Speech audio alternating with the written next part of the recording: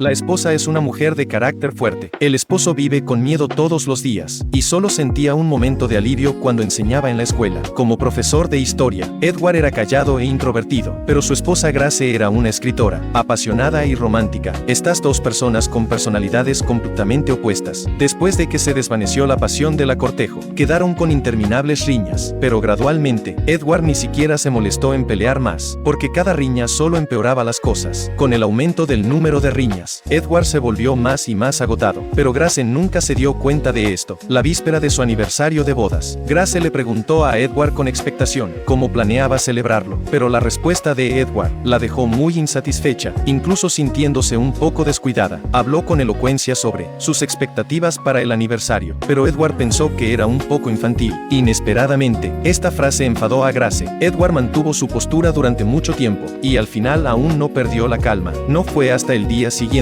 después de que Grace saliera, que llamó a su hijo a su lado, y le dijo que se divorciaría de Grace, porque se había enamorado de otra persona. Aunque su hijo entendía a su padre, todavía le costaba aceptarlo. Edward instó a su hijo a cuidar bien de Grace después de que se fuera, sabiendo que ya no podía cambiar la decisión de su padre. El hijo solo pudo aceptar en silencio. Cuando Grace regresó a casa, Edward le propuso el divorcio. Grace incluso pensó que Edward finalmente iba a resistirse, y sintió un poco de alegría en su corazón. Sin embargo, cuando vio la expresión seria en el rostro de Edward, se dio cuenta que Edward estaba serio. Suplicó a Edward que no se fuera, incluso mostrando debilidad y llorando por primera vez, pero sus lágrimas ya no pudieron conmover a Edward. Cogió resueltamente su equipaje y abandonó el hogar donde había vivido durante 29 años. Después de ese día, el hogar pareció haber presionado el botón de pausa. Nadie limpiaba la casa y Grace nunca salió de nuevo. Se sentó aturdida en el sofá, fantaseando con que Edward no se había ido. Ella escribió su afecto en trozos de papel y los colocó en cada rincón de la habitación, con la esperanza de que algún día, cuando Edward regresara, pudiera ver su verdadero corazón. Frente a los papeles de divorcio enviados por Edward, siempre los ignoró, hasta que ese día el abogado de Edward la encontró.